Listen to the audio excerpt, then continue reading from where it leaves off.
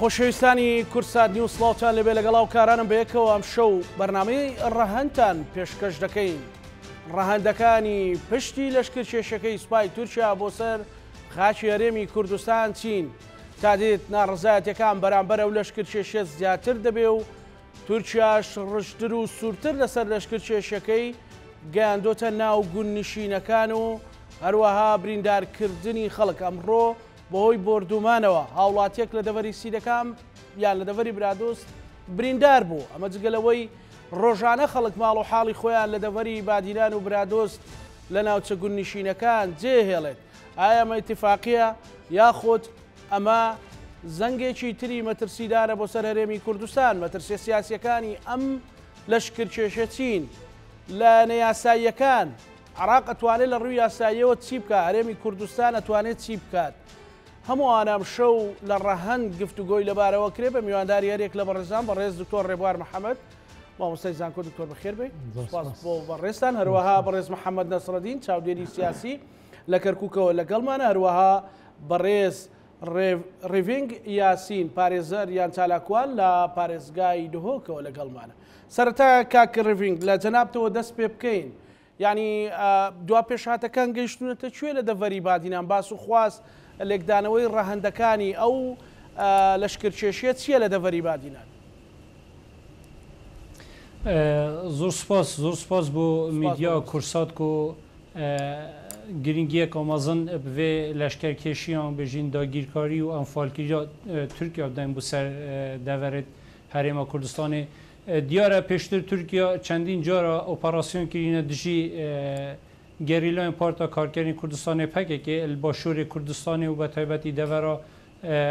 بەرێگارێ و دەڤەرا نێروە و ڕێکان و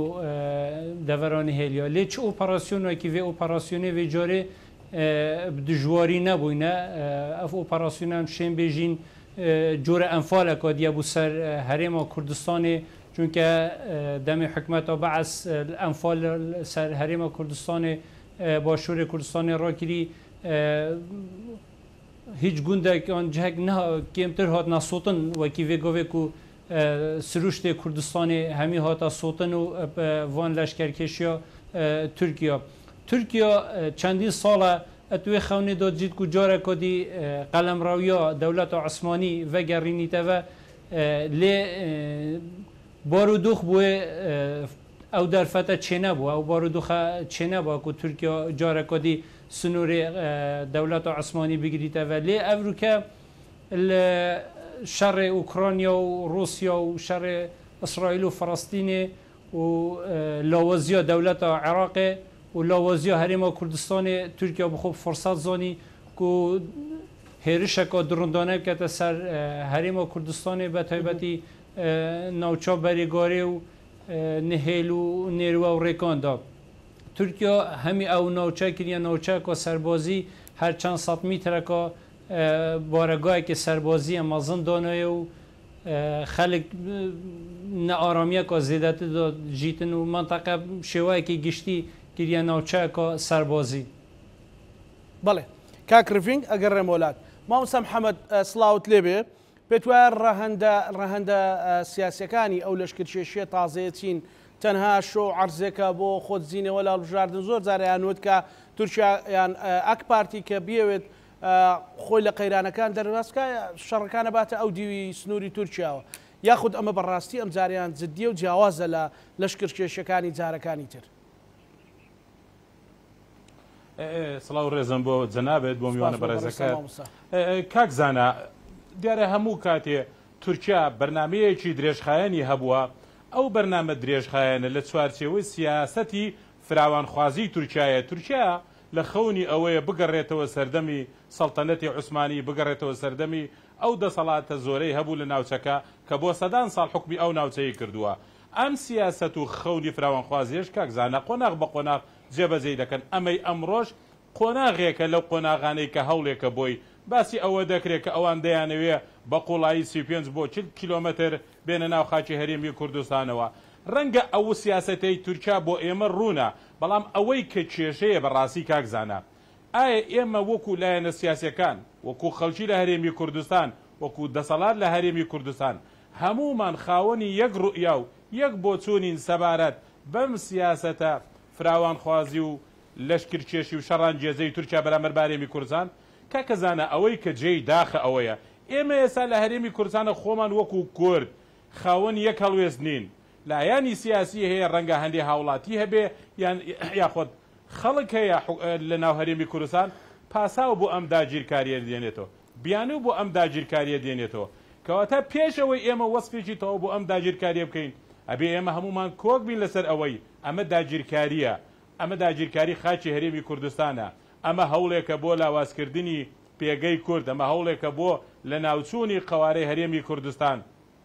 کاکەزانە زۆر کەس ئەو لایەنانی کە ڕەنگە لە ناو هەرێما پاساو بۆ تورکیا دێننەوە زۆر جا بیانویان پەکەکەیە من یەک نمونەت بۆ دێنمەوە لەسەر وتەیەکی بەڕێز جۆن بۆڵتن ڕاوێژکاری ئەمنی قەومی ئەمریکی پێشووتر لە کتێبێکە سەبارەت لە کتێبێکە بە ناونیشانی ئەو ژوورەی ڕووداوەکانی بەخۆبینی تێیدا دەڵێ پێم وایە حقدی ئەردۆغان بەرامبەر بە کورد هیچ پەیوەندیەکی بە پەکەکەوە نییە حقدی ئەردۆغان بەرامبەر بە کورد لە ناخی ئەودایە کە ئەردۆغان پێی وایە کوردی باش ئەو کوردەیە کە مردووە ئەردۆغان هەموو کاتێ ئەوەی نەشاردۆتەوە لە هەر شوێنێک خەونێکی کورتەبێ ئەو دژێتی و هەر بۆ ئەو لایەنانەی ئەو کەسانەی ئەو کەس هاوڵاتیەی ئەو لایەنە سیاسی پێی وایە بیانوو پەکەکەیە چەند نمونەیە لەسەر دەستوەردانی تورکیا دێنینەوە لە قارەی ئەوروپا لە قارەی ئاسیا لە قارەی ئەفریقا کە بە هەزاران کیلۆمەتر لە سنوورەکانی تورکیا دوورە کاکەزانە لە ململانە نێوخۆیەکانی لیبیا تورکیا تەدەخول دەکا و پاڵپشتی هێزێ دەکات دزی هێزەکەی خەلیفە حەفتەر لە وڵاتی ئەسیوبیا کە کاتێک هەندێک لە شۆڕەجێران هەوڵی گۆڕینی دەسەڵات دەدەن بەهێزی چەکداری و بە فڕۆکەی بێفڕۆکەوان یارمەتی حکوومەتەکەدا تەدەخول دەکا لە شەڕی بینی ئەریتریە و ئەسیوبیا لە قارەی ئەفریقا تورکیا تەدەخول دەکا لە ناو سۆماڵە مەعسکەری سەربازی هەیە تەدەخول دەکا لە کاروبار و لە شەڕی ناوخۆی سۆماڵە ئەمە لە قارەی ئەفریقا لە ئاسیاش تەدەخول دەکا لە کاروباری سووریا لەو شەڕی ناوخۆی کە لە سووریا هەیە تەدەخول دەکا لە کاروباری عێراق تەدەخولی کردو لەو ململانەی لە بینی قەتەر و وڵاتانی خەلیج و مصر هەبوو بە هەزاران چەکداری ناردۆ بە وڵاتی قەتەر تەدەخول دەکا لە بینی ئەزەربێجان و ئەرمینیا بۆیە ئەمە لە ئەوروپاش لە هەفتاکانەوە بەشێ لە قوبرسی داگیر کردووە و تا ئێستاکان بە داگیرکراویەوە هیچ وڵاتی ئامادەنێدان پێدا تا ئێستاش خلافی قورسی لەگەڵ یۆنانە هەیە بۆیە تورکیا بە سیاسەتی فراوانخوازیە عیبی و نەنگەیەکی عیبە و نەنگەیەکی گەورەیە لایەنی سیاسی کوردی هەبێ کەسێکی کورد هەبێ پێی وابێ بیانووی سیاسەتی فراوانخوازی تورکیا پەکەکەیە سیاسەتی فراوانخوازی تورکیا پەیوەندی بە پەکەکەوە نییە و تا ئەستی خیانەتش دەڕوا هەر کوردێک پاساو بۆ تەدەخولی بۆ شەڕانگێزی تورکیا لە ناو هەرێمی کوردستانە بێنێتەوە بۆیە من پێم وایە ئەم بەڵان ئەمانی باسمان کرد هەموو بەڵگەن ئەوەی کەوە تەدەخولی تورکیا پەیوەندی بە بوونی پەکەکەوە نییە لەو وڵاتانەی باسمان کرد هیچ پەک وجودی نییە ئەوە پەیوەندی بەو عەقڵیەتەی تورکیا هەیەوێ دەیەوێ بە تایبەتی لە سنوورەکانیەوە فراوانخوازی بکە دەست بەسەر ئەو شوێنانە بگرێت کە بەرژەوەندی تێ هەیە دیارە بە حکمی ئەو سوورەرە هاوبەشەی هێمانە یەکەم قوربانی ئەم سیاسەتە فراوانخوازی تورکیا گەلی کوردەجا چ لە باشووری کوردستان و لە چ ڕۆژهەڵاتی کوردستانش لە ڕۆژئاوای کوردستان بەڵێ مامۆستا ئەگەڕێم وڵات دکتۆر ڕێبان ڕەهەندی یاسایی ئەو بابەتە چین عێراق دەتوانێت لە ڕووی یاسایەوە چی بکە هەرێمی کوردستان کرد وەکو ئەڵێن بێتە دەنگ بە دەنگاتنەکەی ئەکید ناتوانێت لە ڕووی سەربازی و ڕوبەڕووی تورکیا ببێتەوە بەڵام لە ڕووی یاسایی ئەتوانێت چی بکە بڵێ پێشەکی ئەمە بێت تەکیفێکی ئەم لەشکرکێشیە بکەین ئەمە لە ڕووی یاساییەوە ئاساییە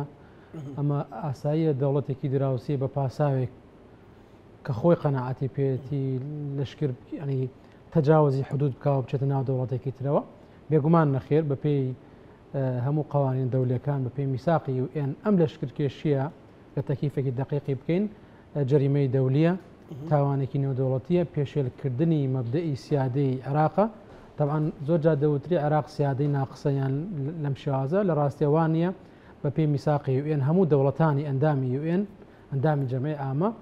لە ڕووی قانونی دەولیەوە نفسی سیادەیان هەیە ئەو سیادەی کە تورکیا هەیەی هەمان ئەو سیادەی کە دەوڵەتی عێراقیەتی بۆیە هیچ مبڕێکی قانونی نییە بەدەست دەوڵەتی تورکیاوە کە تەجاوزی حدود بکەوە بەشێک لە خاکی هەرێمی کوردستان کە هاوکات خاکی عێراق شداگیر بکە بینە سەر ئەوەی کە چی بکرێ سەرەتا دەسەڵاتدارانی عێراق جیهاتە معنیەکان لە عێراقا کۆمەڵ ئەرکیان لە ئەستۆیە کە ئەبێ ئەنجامی بدەن لەسەر ئاسی سوڵتەی تەنفیزی دەوڵەتی عێراق دەبێ هەڵوێستێکی زۆر جددیتری هەبێت لەوەی کە لە ڕابردووە هەیبووە لە هەموو لەشکرکێشی و تاوانەکانی تورکیا بەرامبەر بە هەرێمی کوردستان لە دەیان ساڵی ڕابردووە عێراق هەڵوێستێکی جددی و توندی نەبووە بۆیە ئەم لەشکرکێشیانە ڕۆژ لە ڕۆژ زیاتر و فراوانتر بوون بۆیە ڕئیسی سوڵتەی تەنفیزی ئەرکی یەکەمی ئەوە کە لەگەڵ دەوڵەتی تورکیا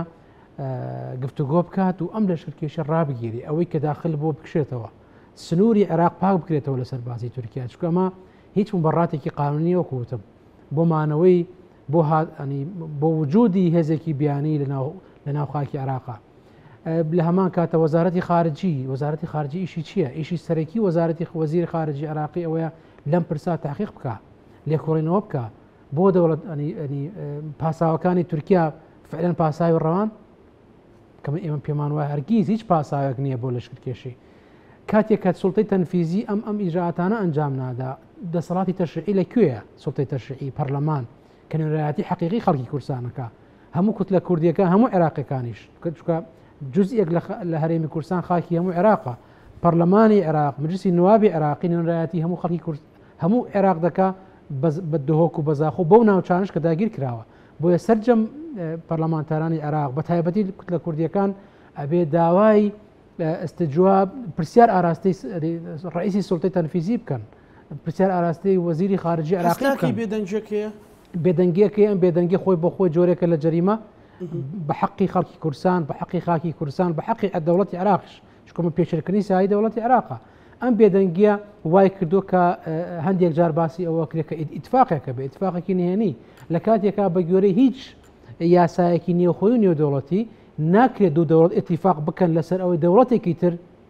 هێز بێنێتە ناو دەوڵەتی سێکێکەڵێن تووشە لەو ڕۆژەوە دەستی کرد بەردانەوەی ئاو و لە هەمان کاتشە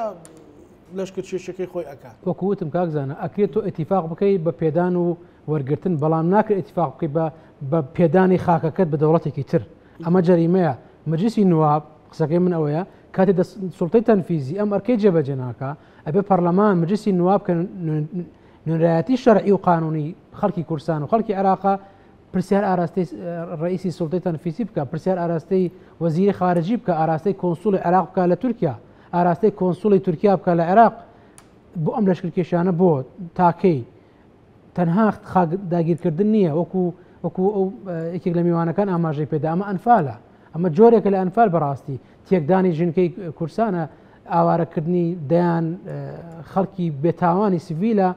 لە ناوبردننی گەشت و گوزار و کشت و کاڵ و دەیان زەرەر و ژیان وەکوتم کۆمەڵێک جەرائیمی تایە ئەم بابەتە بۆیە کە ئەنی لەسەر ئاسی دەوڵەتی عێراق بەڵێ بێدەنگی هەیە بێدەنگێک کە خۆی بەخۆی دەچێتە قاڵبی تاوانەوە بەڕاستی دەچێتە قاڵبی تەقسیری و کەم تەرخەمی بەرامبەر بە پاراستنی خاکی کوردستان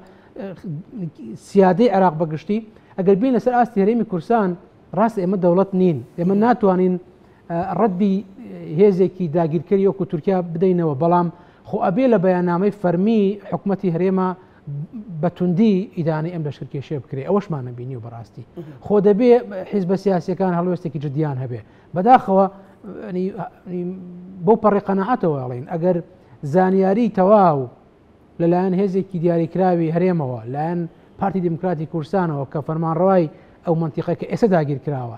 نەدرابێ بە دەوڵەتێکی داگیرکردی وەکو تورکیا بەو ئاسانی ناتوانێت هەنگاو بنێ بۆ داگیرکردنی شوێنە حساسەکانی کوردستان ئەمە خۆی بۆ خۆی جەریمەیە حەق خەڵکی کوردستان ئەمە قبوڵ نەکە من پێم وایە پێویستی بە خۆپیشاندانێکی مەدەنیانەی هێمنانە هەیە بۆ ڕەتدانەوەی ئەم لەشکرکێشیان لەسەر ئاستی دەوڵەتی عێراق بەگشتی و لەسەر ئاستی هەرێمی کوردستانیش زۆر باشە بەڕێز ڕێفنگ ینی ئەوەی کە دەبیندرێت ئەوەی معلوماتە لە دەڤەری باجینان تا ئێستا ئەوەی هەیە تورکیا هەر لە مووقعێک وەستاوە یان ئەو هێزە سەربازیانی هێنا و کەلوپەل و پێداویستە سەربازیانە هێناوە زیاتر ینی ڕۆژ بە ڕۆژ زیاتر دەچێتە پێشەوە بەێ دیۆرە ڕگەهاندنە و گۆر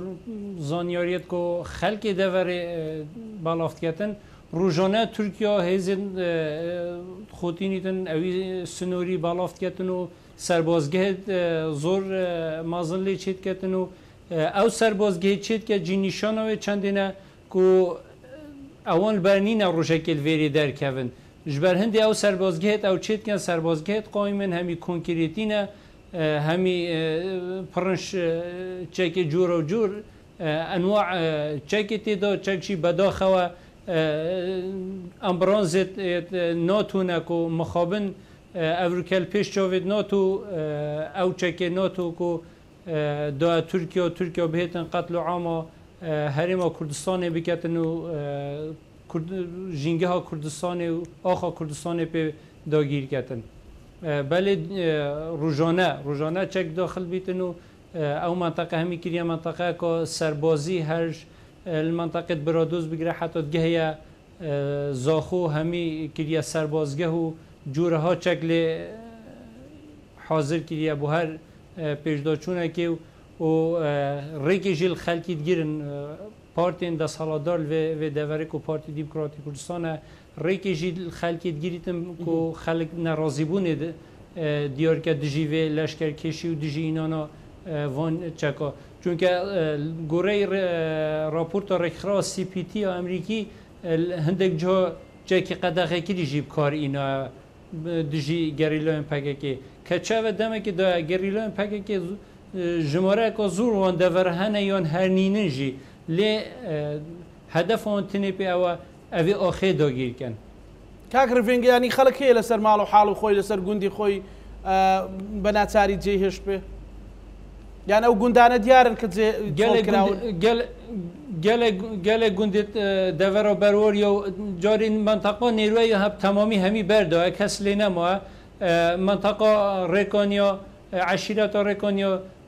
eşên bijîn sedê 95 lê hatiye berdan nike ew gundên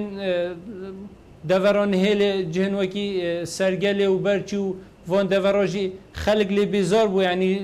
xirabiya rewşa xelkî çi cihinînin biçine eke mumkin e xelk wêrê jî berde çunke rojane qesf navmala tête kirin û xelk êdî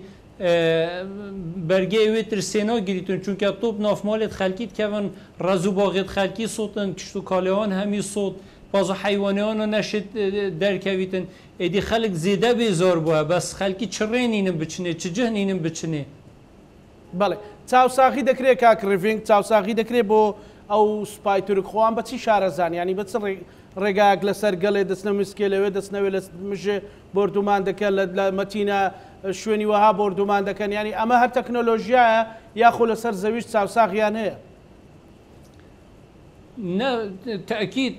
تأکید دەمێک و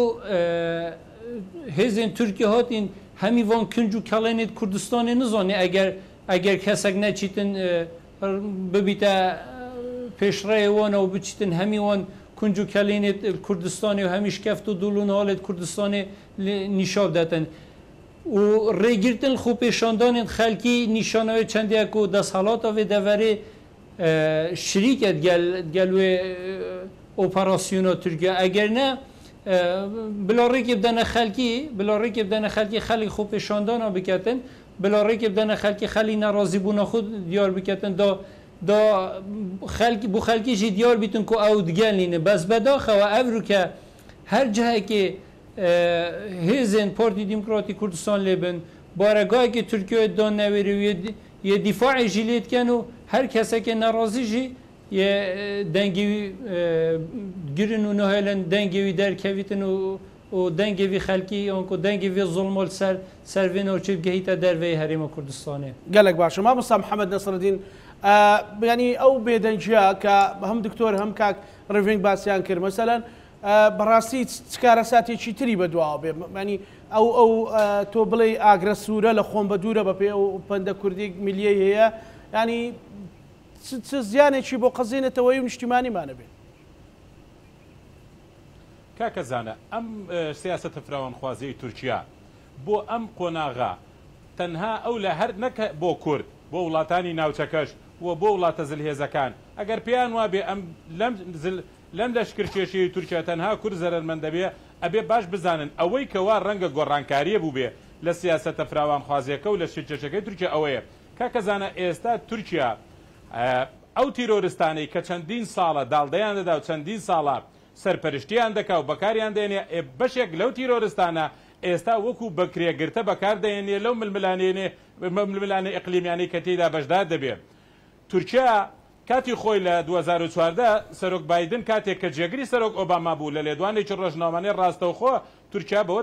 تاوانبار دەکات کە تێوەگلاوە لەوەی کە پەیوەندی ڕاستەوخۆی بە تیرۆریستانی داعشەوە هەیە و هاوکاریان دەکات. بەڵگەش لەسەر ئەوەیە کاکەزانە تاکە وڵات کە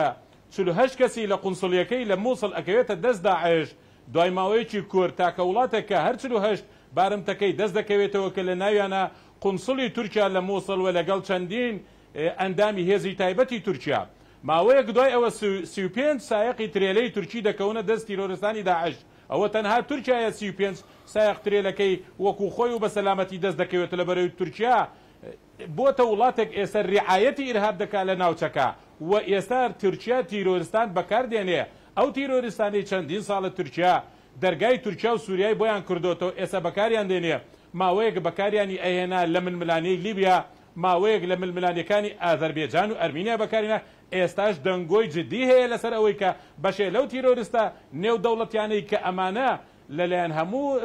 هێزەکانەوە لەلایەن وڵاتانەوە وەکوتی گروپی تیرۆریستی قەدەغکراو ناسراون ئێستا تورکیا ئەو گروپانش بەکاردەنرێ دەنگۆی بەهێز هەیە لەسەرەوەی کە ئێستا تورکیا بەشێ لەو تیرۆریستانەی هێناوە بەشداریان پێ بکات لەم جەنگەوەتە ئەم جەنگە فراوانخوازیی تورکیا لەشکرکێشەکەی سنووری تەنها پەیوەستبوون بە کوردەوە تێدەپەڕێنێ ئەستاکانە تورکیا تیرۆریستی نێودەوڵەتی بەکاردێنێ بۆ مەرامەکانی و ئەمە سەردەکێشێ بەیانی بەشێک لەو تیرۆریستانە تورکیا لە هەموو ململانەکانی لە ناوچەکە لە ناو عێراق و سووریا بەکاردێنێ ئەمەش مەترسیە کە دەبێت وڵاتانی ناوچەکە درکی پێ بکەن بەڵام ئەوەی کەوا بۆ ئێمەی کورد زۆر گرنگە کاکەزانە ئەوەیە من پێم وایە سیاسەتی تورکیا هیچ بیانویەکی بۆ هیچ کوردێکی خاوەن ویژدان نێشتۆتەوە ئەکە ئێمە ئەبێ باش بزانین تورکیا دژمنی کوردە تورکیا دژمنی هەموو خەونێکی کوردە لەسەر کاکەزانە لە سەروبەندی ڕیفراندۆمیە کە باس دەکرا بۆ دەوڵەتی کوردیە سەرۆکی تورکیا بە سەرۆکی پارتی دیموکراس بەڕێز کاک مەسعودی دەوت خەریکی چی دەوڵەتی چی دروست دەکەی دەوڵەت دروستکردن بەڕێوەبردننی عەشرەت نییە تورکیا و ئەردۆغان ڕێز عەشرەتی بە کوڕەوە دەبینن دەوڵەت بە کوڕەوە نابینن ئێمە دوێنێ ئەنجومەنی پارێزگای کەرکووک یەکەم دانیشتنی کرۆکا کەزانە بەڵێ چەندین ئەم دواکەوتنی ئەم کۆبوونەوە چەندین مانگەی هێچە لە هۆکارە سەرێکیەکانی دەستوەردانی تورکیا بووە دەستوەردانێکی خستی تورکیا بووە لە کەرکووکە نەکا کورد پێگەی بەهێز بێتەوە دووبارە نەکا لە کەرکووکە نەکا کورد پێگەی بەهێز بێتەوە لێجەکەواتە تورکیا بە هەموو کورد دەڵێ لە هەر جێیەک دەسم بڕوە پێگەت لاواز دەکەم لە هەر جێیە دەسەڵاتم هەبێ لاوازت دەکەم بۆیە من پێم وایە بەنسبەت ئێمەی کوردەوە تورکیا هیچ بیانوێکی نێشتۆتەوە بۆ ئێمە پاساو بۆ سیاسەتەکەی بێنەوە بۆ وڵاتانی ناوچەکەش ئەبێ باش بزانن تورکیا ئەمڕۆ تیرۆریستانی نێودەوڵەتی لە سیاسەتت فراوانخوازیەکەی بەکاردێنێ بۆیە ئێستا ئیلتیزامێکی ئەخلاقی لەسەر هەموو وڵاتە ئیقلیمیەکان هەیە کە دەوێت پێش بەوە بگرن. بەڵێ مامۆستا محەممەد باش دکتۆر ڕێبوار بەڕاستی یعنی بۆ شێوازە ئەگەر ئیتیفاقیەکی شەبێ خەڵکی مەدەنی ڕێکخراوی کۆمەڵی مەدەنی ئەتوان لە ڕووی یاسایەوە چی بکەن چۆن فشارێک دروستکەن بەڕاستی بەڵێ بێگومان خەڵک بەگشتی و ڕێکخراوە مەدەنیەکان بەگشتی ئەتوان فشاری مەدەنی دروستکەن ئێستا لە ئەعلام هەمووی باسێکە و گۆڵی گوازێتەوە شرۆفاکرێ ڕاگەیاندن بەگشتی ڕێکخراوە مەدەنیەکان دڵسۆزانی خاک و نیشتمان ئەمە ئەرکێکی ئەخلاقی و مەدەنیە بەڵام ئەرکی قانونیەکە وەکوتم ئەرکە یاسایەکە لە ئەستۆی مەجلیسی نوابە لەسەر ئاسی نێوخۆیی قسەمان کرد پێم خۆشە لە ڕووی قانونی و دەوڵەتیەوە تەکمیلی قسەکان بکەم. دەوڵەتی عێراق تەمان میساقی UN کۆمەڵە ڕێکاری قانونی داناوە بۆ ئەم حاڵەتانە کاتێک کە عملێکی دەولی دەوڵەتێک تەجاوز دەکات و تهدیدی سلم و ئەمنی دەولی دەکات وەکو ئەمەی تورکیا کە تەجاوزیەکە جەریمەیەکی دەولی ئەنجام داوە ئەمن و ئاسایشی نێودەوڵەتی خسۆتە مەترسیەوە مجلسی ئەنی میساقی UN کۆمەڵە ڕێکاری قانونی داناوە دەوڵەتی بەرامبەر دەبێت چی بکە طبعاً یەکێک لە خاڵەکان ئەوەیە کە حەقی دیفاعی شەرعی هەیە واتە دەوڵەتی عێراق حەقی ئەوە هەیە کە ڕەدی دەوڵەتی تورکیا بداتەوە تا ئەو حەدەی کە سەر نەکێشێ بۆ حربێکی دەولی نێوان دوو دەوڵەت تەنها بۆ ڕەدانەوە بێ بەڵام ئەگەر ئەو نایکات بڵێ بۆ ناچارە دەوڵەتی عێراق ڕێکارەکانی بەدیری ترمانی لە ڕاستە خۆ عێراق تەسلیمی تورکیا ناکەی خۆ هەرێمی کوردستان تەسلیمی تورکیا ناکەی هەدەبێ ڕێکاری یاساییان ئەنجام بدەیت ڕێکارەکان بۆ ئەم حاڵەتانە دانراوە عێراق دەبێ هەوڵی مفاوەزات بداوە یەکەمین ڕێگەیە کە لە قانونی دەولیا باسکراوە لەگەڵ تورکیا بە مفاوەزات بگەنە حلێک بۆ کشانەوەی هێزەکانی تورکیا ئەم ڕێگەی وا دیارە نێت نییە بۆ ئەم ڕێگەی دوم ئەوەیە پێوتری مەسائل حەمیدە دەوڵەتێکی تر تەرەفی سێم تەدەخولێک دەکات لەم قەزیە پێشنیارێک دەکات بۆ هەردوو دەوڵەت کە ئەم دابڕانێک دروست بۆ بێ بۆی کە نزیکیان کاتەوە لە یەک وە بگەنە حلێک حاڵەتەش نییە سەدابڕان نییە لە نێوان ئەم حاڵەتەش نییە بەڵەوە وەزیری خارجی ئێستاوە لە ژێرنووسی کورسات نیوزی شاڕواڵێ نەگەیشتونەتە نەتیجەیەکیوە ها بەڵام لە جملەیەکی تراڵێ تورکیا تەنها هەندێک جموجۆڵی سەربازی کردووە لەشکرکێشی نییە ئەمە بەڵە تەمان ئەمە لەشکرکێشیە ئەمە ئیسپات بووە ئەمە ئەو میوانە بەڕێزەی کە لەم سنووری دووهەکەس جوان باسی لەشکرکێشیەکان و تەجاوزەکانی کرد هەموو ئەمانە ڕوونە من قسە لەسەرەوە ناکەین لەشکرکێشە یانە قسە باسمان کرد تەکیفمان کە ئەمە جەریمەیەکی دەولیە لەوە دەرچووە بڕاوەتەوە چۆن معالەجێ بکەین یانی ئەبێ خۆ ناکرێوە وتم هەرێمی کوردستان تەسلیمی تورکیا بکە یان عێراق تەسلیمی تورکیا بکەی خۆ ناشکری حربێکی دەولی لە بین و دەوڵەتە هەڵبگیرسێنی بۆیە بێ ڕێکاری قانونی دەولی ئەنجام بدی ئەم ڕێکارانە قانونی دەولی دایناوە میساقی UN دایناوە مفاوزات کە ناکرێ پەنا بۆ مسائل حەمیدە کە ئەکرێت دەوڵەتی سێم تەدەخولێ بکات لەم قەزیە بۆ ئەوەی ئەم بابەتە سەرنەکێشێ بۆ ئاژاوەیەکی گەورە و سلم و ئەمنی دەولی بکوێتە مەترسیەوە خاڵێکی تر ئەوەیە کە هەردوو دەوڵەت اتفاق دەکەن لەسەر وەساڵەی دەولی پێکەوە ڕێک دەکەون دەوڵەتی سێم ئەنیەکەنە نوێنەر بۆ ئەوەی لە بری ئەمان دراسی قەزەکە بکاوە پێشنیار بخاتە بەردەستیان خەلەلی ئەم ڕێگەی ئەوەیە کە پێشنیاری وەسیتی دەولی ملزەم نییە بۆ ئەطرافەکان ئەتوان گوێ لێ نەگرن ڕێگەیەکی تر ئەوەیە کە پێوترێت تەوفیق لە قانونی دەولیە هات تەوفیق ئەوەیە هەردوو دەوڵەت دادەنشین اتفاقێک دەکەن ئەم قەزیە ڕووی داوە بەردەوامە ئەبێ حلێک بۆم قەزیەدا بنرێت دەیان ساڵە تورکیا لەشکرکێشیەکە ئەگەر ئەو پاساوی کە تورکیا باسیەکە پرسی چەکدارانی پەکەکەیە ئەمە ئەو دەتوانێت حیمایی سنووری خۆی بکات بۆی نیە تەجاوزی سنووری خۆی بکات ئەگەر فعلەن ئەم هێزە کوردیە کە من پێم وایە خەباتەکە کاتێک کە تۆ گوێ لێ ناگری بە شێوەیەکی یاسایی خۆنار خۆ تەسلیم نابێ ناچارە خەباتی چەکداری بکات چۆن ئێمە کردمان کورد لە باشوور کردی ئەوانش خەباتەکەن لە هەموو حاڵەتێکە ئەمە حتا ئەمەش هەبێ پاساو نییە بۆ تورکیا کە ئەم لەشکرکێشێ بکە دەتوانێت حیمایی سنووری دەوڵەتی خۆی بکە بۆیە دەبێ هەردوو لا ئەتیفاق بکەن وەکو ڕێگەی تەوفیق کە باسم کرد حلێک بۆم قەزێدا بنێن و ئەم تەجاوزانە ڕابگرن ڕێگەیەکی تر ڕێگەی پێنجەمە ڕێکاری یاسایی دەولیە ئەکرێ کاتێک کە ناتوانن بگەنە لێک تێگەیشتن بەم ڕێکارانە داوای تحقیقی دەولی بکەن لێژنەیەکی نێودەوڵەتی تحقیق کە لەم قەزیە بکە حەق لای عێراقە ئەمە بەڕێزت باسەکەی ئەوەی بە پێی میساقی یاسایی نێودەوڵەتیەوە بەڵێ طبعاً ئەمە قەزەیەکی دەولی ئەم قەزەیە ئەمە قەزەیەکی دەولی و ئیجراءاتە یاسایەکان ئەوێ بگەڕێنەوە بۆ ئەم ئیجراءاتانە خاص بۆ ئەم قەزیانە دانراوە کاتێک کە تەجاوزێکی نێودەوڵەتی ڕوئەدا ئەمن و ئاسایش ئەکەوێتە مەترسیەوە میساقی UN ملزەمی دەوڵەتانی کردو پەنا بۆ هێزی چەکداری نەبن لە چارەسەری ململانیەکان پەنا بۆ ڕێکاری تند و ئەسکەری نەبن لە حەلی قەزیەکان بەڵکو دەبێت پەنا بۆ ئەم ڕێکارانە بەرن وەکوتم تەنانەت پەنابردن بۆ دیفاعی شەرعی تا ئەو حەدەیە کە سەر نەکێشێ بۆ دروستبوونی حرب چکە تۆ ڕێکاری یاساییت هەیە ئەمە وەکو ڕێکاری یاسایی کۆمەڵە ڕێکاری قەزاییشمان هەیە کاتێک کە تورکیا ئامادە نییە بێتە پێشەوە بۆ ئەم ڕێکارانە نە بە تەوفیق نە بە ئیتیفاق نە مفاوزات نە هیچ ڕێکارێکی تر خۆ ناکرێت تەسلیم بین ناکرێت تەسلیم بین ئێمە ئەندامی جەمعی عامەی نەتەوەی گرتوەکانی تورکیاش بە هەمان شێوە ئێمە وەستم دەوڵەتی عێراقە بەشێکی لە عێراق دەتوانێت داوا لە جەمعی عامە نەتەوەی گرتوەکان بکات کە ئەم قەزیە ڕابگیرێ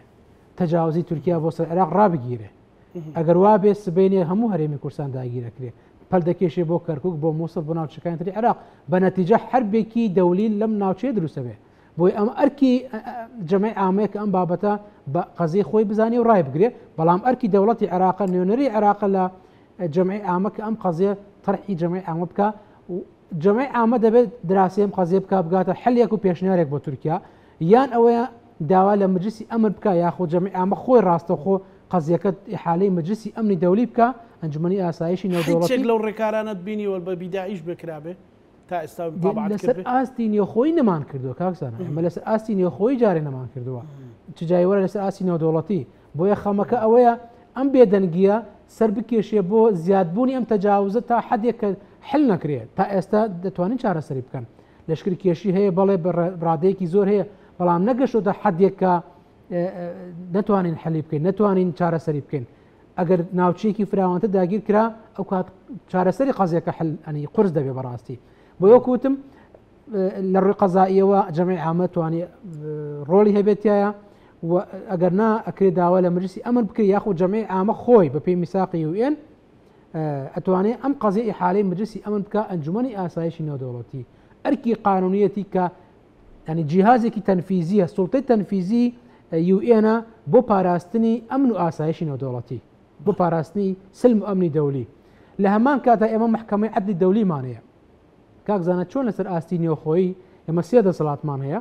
تەشریعی تەنفیزی قەزایی لەسەر ئاستی نێودەوڵەتیش بە هەمان شێوە ئەم سێ دەسەڵاتەمان هەیە جیهازی تەشریعیمان جەمعی عامەیە جیهازی تەنفیزیمان مجلسی ئەمنە جیهازی قەزاییمان یا سوڵتەی قەزاییمان محکەمەی عەدلی دەولیە جیهازێکی قەزایی UN ئەکرێم ئەم قەزیە دەوڵەتی عێراق لە محکەمەی عەدلی دەولی شکات لەسەر تورکیا تۆمار بکە بەڵام لێرەشا دیسان مشکلەمان هەیە ئیجراعاتەکانی قانونی دەولی ئیجراعاتێکی ئیجباری نین با بڵێن بەمانایەکی تر ولایە محکەمەی عەدلی دەولی لەسەر تورکیا لەسەر دەوڵەتانی ئەندام ولایەکی جەبری نییە بەداخەوە ئەمە یەکێکە لە جیاوازیەکان کە ئێمە زۆر جار ئەوتری قانونی دەولی هەر قسەیە قسەی مەتاتیە حبر على الورقة ناتوانێت خۆی جێبەجێ بکەین بۆ نمونە ئەگەر دەوڵەتی عێراق شکال لەسەر تورکیا شکال لە محکەمەی عەدلی دەولی محکەمەی تورکیا ملزم نییە بچێتە بەردەم محکەمە ئامادە بێ ئەمە یەکێکە لەو خەلەلانەی کە لە میساقی UN هاتووە وای کردووە کە زۆربەی دەوڵەتان کە توانای پاراستنی خۆیانیان نییە هەمیشە لە ژێر داگیرکاری و چەوسانە و زڵم و زۆری دەوڵەتە ستەمکارەکان هەبن زۆر باشە دکتۆر دەستخۆش بێ بۆ ڕوونکردنەوەیە کاک ریڤینگ ئەوەی کە بەڕێزت وەک چالاکوان وەک پارێزە لەناو خەڵکی بادینانی خەڵکی پارێزگای دۆهۆکی بەگشتی خەڵک ڕەزامەندە لەو لەشکرکێشیە چۆن یعنی تێگەیشتنیان سیرکردنیان وجەنەزەریان لەسەر ئەم لەشکرکێشەی سوپای تورکیا چییە؟ هاتنە لەشکری تورکیا داگیرکاریە تورکیا تشتێکی عەجیب نینە بەس عەجیب ئەوە کو هەندێک خەڵکی دەڤەرێ گەهشتەوەی قەنەعەتێک و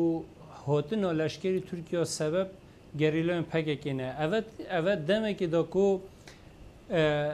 ڕۆگەهاندنێت وێ دەڤەرێ یەت سەر دەسەڵاتێڤە هەمی شانێت خۆ هەمی هێزا خۆ کار سەروی چەندیت کەتن و پەکێکی تومەتبار کەتن هاتنە لەشکری تورکیا بۆ وێ دەڤەرێ ئەوە ژی پێچەوانە ڕاستیەیە وەسانینە چونکە تورکیا پەکێکە چەند هەرێمە کوردستانەیە دەهقات یل باکوری کوردستانی هەیە یل ئەنقەرە هەی خۆ پەکێکە بەعشیقێنینە مەزنترین سەربازگەها تورکیا لێ دەرەیە بەس ڤێگۆڤێ لێرێ خەڵکێ وێ دەڤەرێ چین و توێژ بە تایبەتی چینە هەشیار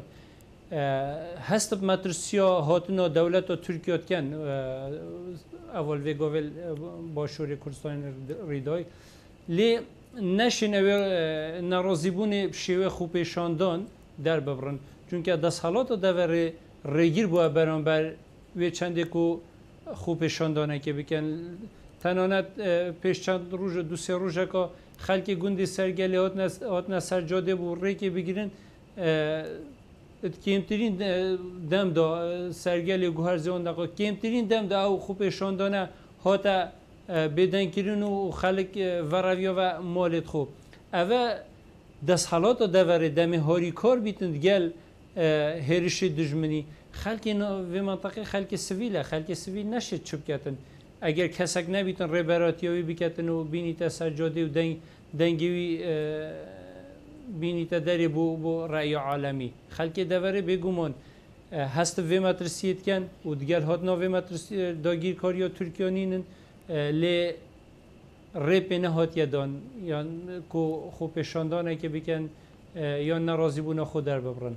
کاریگەری کردووە لەسەر بازاڕی دۆهۆک و کەمبوونەوەی گەشتیار بە تایبەتی ئەو ناوچانە ناوچەی هەرور و ئەو مانتیقانە منتیقی گەشتیاری زۆر زۆر زۆر جوانن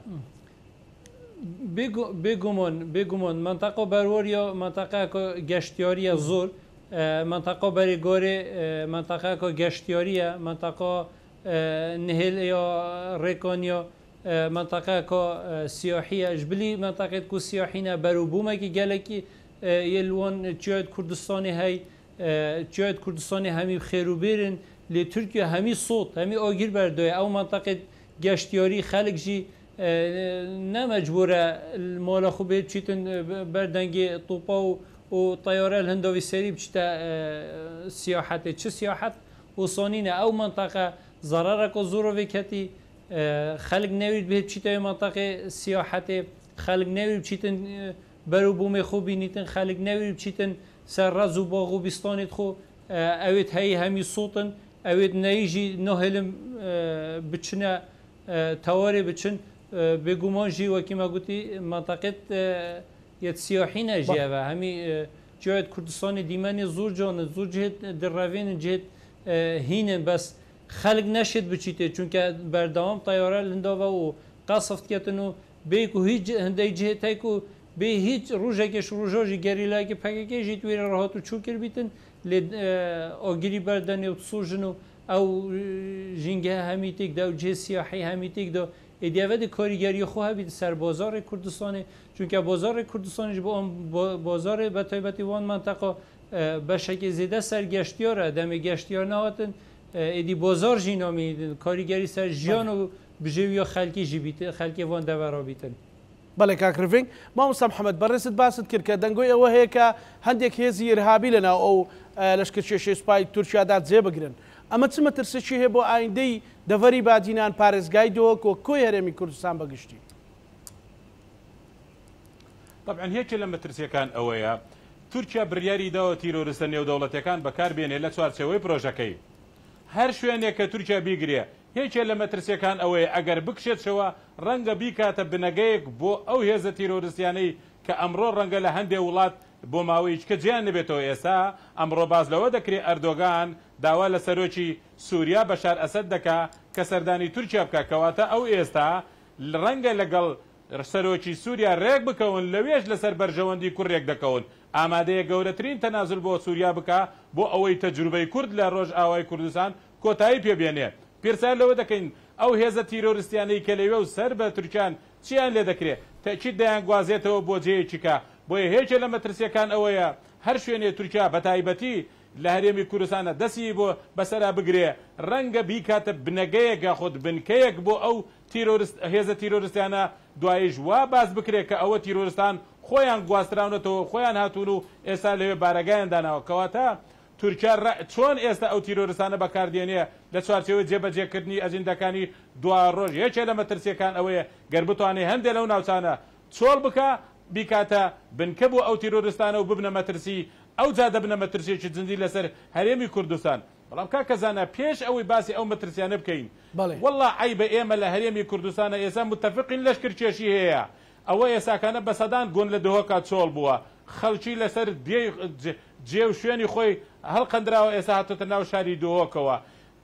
ڕێگە نەدرێ ڕاستە ئێمە لە هەرێمی کوردستانە کاکەزانە ئێستا تۆ بە توانای سەربازی ناتوانین ڕووەڕووی هێزی تورکیا بینەوە بەڵام ئایا نەئەکرا خۆپیشاندانی فراوان بکرێ نەئەکرا مانگرتن بکرا نەئەکرا بەڕێکارە مەدەنیەکان خەڵکی لە شەقامەکانە ناڕەزایەتی دژی ئەم لەشکرکێشێ دەربڕێ کاکەزانە ئایا ئێستا ئەو پرسیارە دەکەین حکوومەتی هەرێم ئامادەیە بەیان نامەیەک دەرکە دژی ئەم لەشکرکێشەیە ئایا حکوومەتی هەرێم ڕێگە دەدا دە کورد کۆ ببنەوە داوا بکەن ئەم لەشکرکێشێ کۆتایی پێبێت کاکەزانە یەکێ لە کێشە گەورەکانی ئێمە لە هەرێم ئەوەیە یعنی ئەکرێ ئەگەر ئێستا خۆپیشاندانێ بکرێت لە بەغایە دژی لەشکرکێشی تورکیا هەموو دەستخۆشی لێ ئەەکەین بەڵام ئەو خۆپیشاندانە ڕێگە نادرێت لە ناو هەرێمی کوردستانە بکرێ کەواتە ئێمە یەکێ لە خاڵە لاوازەکانمان ئەوەیە ئێمە بۆ خۆمان خەڵک هەیە لە هەرێمی کوردستان ڕێخۆشکەرە بۆ ئەم داگیرکاریە کاکە کە تۆ بەر ڕووی سەربازی ناتوانانی ڕێی لێ بگری فەرموو بە ڕێگای مەدەنی بە خۆپیشاندان بۆی هەموو جیهان تێبگا ئێمە میلەتێکین ئەمڕۆ خاکەکەمان داگیر دەکرێت دەمانەوێت بە خۆپیشاندان و مانگرتن و ئاعتیسام بە هەموو جیهان بڵین ئێمە دژی ئەم داگیرکاریین کاتێک کە تۆ دەسەڵاتەکەت ڕێگر بێ لەوەشکەوە تا دەسەڵاتەکەی هەتا پێی باشە خاکەکەت داگیر بکرێت کاتێک کە ئەی دەسەڵات تۆ بەچەک و هێز ناتوانانی ڕوبەڕووبیتەوە ڕێگرشی لەوەی هاوڵاتیانت ناڕزایەتی دەربڕن کەواتە تۆ ئەم داگیرکاریت پێ باشە چۆن ئێمە بتوانین لە ڕوومان بێ داوای یارمەتی یاخۆ داوای پاڵپشتی جەماوەری لە بەشەکانی تری لە شارەکانی تری عێراقکەین لە بەشەکانی تری کوردستان بکەین بۆیە هیچ لە کێشە گەورەکانی ئێمەی لە هەرێمی کوردستان ئەوەیە ئێمە بۆ خۆمان یەکلا نەبووینێتەوە ئەرێ ئەم هێز هێنانەی تورکیا داگیرکاریە یا داگیرکاری نییە ئەرێ ڕوبەڕووی ببینەوە یان نا بچووکترین شت کە عیبەیەکی گەورەی بەیاننامەیەکە حکوومەتی هەرێم ئامادەیە بەیاننامەیە دەرکا بڵێ کاکە تورکیا خاچی هەرێم داگیر دەکا وەزیری بەرگری تورکیا دەڵێ بەرنامەی ئێمە ئەوەیە بە قوڵی 35 تا 40 کیلۆمەتر ئەچینە قوڵایی هەرێمی کوردستانەوە بۆ ئەوەی پشتێنەیەکی ڕێڕەوێکی ئەمنی بۆ خۆمان دروستکەین دەفەرموو حکوومەتی هەرێم و کوردستان با بەیاننامەیە دەرکا بڵێ کاکە ئەو 35 کیلۆمەترەی تۆ داگیر دەکەی ئەو خاچی هەرێمی کوردستانە ئەمە داگیرکاریە کاکە ئێمە ئامادەی بەیاننامەیە نەبین چۆن لە ڕوومان بێ داوای هاوکاری لە وڵاتان بکەین داوای هاوکاری لە شارەکانی تری عێراق بکەین داوای کاک زانە حکوومەتی عێراق ڕۆژی چوارشەم ئەنجومەنی وزاری بەرگری کۆبوونەوەی کردووە بەیاننامەشی دەرکردووە دژی هاتنی تورکیایە ڕاوێژکاری ئەمنی قەومی عێراق ئێساکانە لە هەرێمی کوردستان و سەردانی ناوچەکەی کردو بۆ ئەو بابەتە ئەمە کە خاڵی لاوازە بەغا ئەم هەنگا لاوازەی کردەوە بەڵام ئێمە لە هەرێمی کوردستان نەک هەنگاومان نەناو ئامادەنین دەگەنجی کورد کۆ بێتەوە بڵێ کاکە ئەم لەشکرچێشە ڕاگرن ئەم تەعەدا و ئەم داگیرکاریە ڕاگرن کەواتە بۆیە ئێمە بەشێک لەوەی کە ئەم لەشکرچێشیە بە ئاسانی تێدەپەڕێ ئەوەیە ئێمە خۆمان ڕێمان بۆ خۆش کردووە ڕازی نین میلەتەکەمان ناڕەزایەتی دەروبرێ ڕازی نین خۆپشاندانێ بکرێت دژی ئێکە تۆ نێری خەڵک خۆپشاندانش کات دژی ئەم لەشکرچێشێک کەواتە تۆ ڕازی بەم لەشکرچێشێ پێت باە لەشکرچێشەکە بکرێ بۆیە ئەمە هیچێکە لە خاڵە لاوازەکانی ئێمە کە هەموو جیهانش لێمان تێناگا ئەگەر ئێساکانە لە هەموو شارەکانی کورد بە هەزاران خەڵک برژایەتە سەر شەقام بەمانگرتن و خۆپشاندان داوای ڕاگرتنی ئەم لەشکرچێشەمان بکرێ حتمما چەند وڵاتێکە بوو پاڵپشتیمان بکە بۆی ئەگە بەهێزش نەبایە بەهێزی جەماوەر و خۆپشاندان ئەمان بام کرا بەڵام کاکە دەسەڵاتەکەت دژی خۆپشاندانە دەسەڵاتەکەت دژی ناڕەزایەتیە دەسەڵاتەکەت دژی بەیاننامەیەکە بۆیە ئەم لەشکرچێشێت جۆرێک لە شەرعیەتی وەرگرتووە بەڵێ مامۆستا محەممەد دکتۆر ڕێبوار خەڵک ئەوانەی خەڵکێکی زۆر زارەرمان بۆ ڕەز و باخی سوتاوە ژیانی جانی بەرکەوتووە خانوەکەی تەقێنراوەتەوە بریندار بۆ شەهید بووە ئەمانە چۆن ئەتوانن لە ڕووی دەولیەوە یان لە ڕووی لە چوارچەوەی عێراقەوە داوای مافی خۆیان بکەن طبعا بەپێی قانونی نێودەوڵەتی لە ئەلانی عالەمی حقوقی ئینسان پەیماننامەی مافە مەدەنی و سیاسیەکان و بەپێی قانونی داخلی قانونی قەرەبووکردنەوەی زیان لێکەوتوانی ئەخطای عسکەری و عملیاتی ئیرهابی ئەرکی دەوڵەتی عێراق کە هاوڵاتیانی پارێزی سەر و ماڵیان پارێزی بە هەر نرخێک بووە ئەرکی دەوڵەتی عێراق کێو پارێزی ئەوەی کە هەڵگری جنسی عێراقیە یان ئەوەی کە مقیمە لە چوارچەوەی دەوڵەتی عێراق بە شێوەیەکی قانونی ئەرکێتی کە بیپارێزن لە حاڵەتێکا کە نەیتوانی وەکوەوەی کە ئێستا هەیە عێراقین هەڵگری جنسی عێراقین و حیمایی قانونی عێراقیان هەیە شەهید بوون کوژران هەموو سەرۆت و سامانیان سووتیانرا ئاوارە بوون ئەمە بەڵێ مافی قەرەبوویان هەیە قەرەبووش تەبعاً بە گوێرەی پرەنسیبە گشتەکانی قەرەبوو لە قانونی مەدەنیە باس کراوە کە هەموو ئەو زیانان ناگرێتەوە کە ڕووی داوە چی زەرەر و زیانی مادی بێ چی زەرەر و زیانی ئەدەبی بێ و ئێمە تەمەن هەر بەپێی ئەو قانونی کە باسم کرد لەسەر ئاستی دەوڵەتی عێراق لیژنەیەک دەبێت تشکیل کرابێ لەسەر ئاستی دەوڵەتی عێراق و دەبێت ئەو لیژنە لەگەڵ دەبێت لیژنەی ئەقلیمیش دروست کرابێ بۆ ئەوەی هەموو زەرمەندانی ئەم پرۆسە تاوانکاریانە دەتوانن داوای قەرەبوو لەو لیجانانە تەقدیم بکەن داوای ئیسپاتی هەموو ئەو زەرەر و زیانانە بکەن کە لیان کەوتووە و بەو شێوە دەوڵەتی عێراقی مولزەمە بێ قەرەبوویان بکاتەوە ئەگەر هاتوو ئەم لیژانانە بە ئەرکی خۆیان هەڵەسان ئەم کەسانە یا ئەم کە سوکاری ئەم شەهیدانە یان هەموو ئەوانەی کە تووشی زەرەر بوون دەتوانن لە محکەمەی مختص داوای قەرەبوو بکەن محکەمەی مختصی برتێ لە محکەمەی مەدەنی ئەو شوێنەی کە حەدەسەکەی لێ ڕوویداوە و قراری محکەمەی مەدەنی دەبێتە حجەیەک لەسەر دەوڵەتی عێراق و سوڵتەی تەنفیزی دەبێت جێبەجێ بکات و ئەو مەبلەغی قەرەبووی کە بە قرارێکی قەزایی دەرچووە دەبێت لە خەزیانەی گشتی عێراق بدرێت دواتر دەوڵەتی تەبەن لەم حاڵەتە دەوڵەتی عێراق ملزەمە بە پێدانی مەبلەغی قەرەبووەکە بۆ هاوڵاتیانەی کە تووشی زەرەر و زیان بوون هاوکات لەگەڵ ئەمەدا دەوڵەتی عێراقش دەتوانێت لە محکەمەی عەدلی دەولی داوای قەرەبوو لە تورکیا بکە بۆ ئەو زیانانی کە بەر خاک و ئاو سامانی عێراق و هەرێمی کوردستان کەوتووە. زۆر سپاس دەکەم دکتۆر کاک ڕیڤینگ دوا سەرنجی خۆتمان پێ بڵێ ئەگەر شتێک بتەوێ بیڵێ لە کۆتایی بەرنامەکەیە. والله ئەوە ڕاستی بیت کومە بێژین پێویە دەسەڵاتەوێ دەڤەرێ بە تایبەتی پارێزگاه دووکێ ڕێب دەتە خەلکێ وێ پارێزگەهەیە خۆپێشاندانێن هێمنانە بکەن دژی لەشکرکێشیە تورکیا ئەروەسا و پارێزگە دیت کوردستانی هەولێر بەرامبەر نویسینگەها یوئێنێ بەرامبەر قونسڵخانên تورکیا خۆپێشاندانە بکەن و هەروەسا ڕەڤەندا کوردیل دەرڤە بەرامبەر بارگاه ناتو چونکە ئەف هێرشە هەمی بچەکێ ناتو تێنەکردن نوێنەرین کورد پەرلەمانی عێراقی فشارên زێدە بێخنە سەر پەرلەمانی و حکوومەتی بۆندێ حکوومەتە عێراقی سەرڤێ داگیرکەریە تورکیا بجاب بهێن بۆ هەندێک و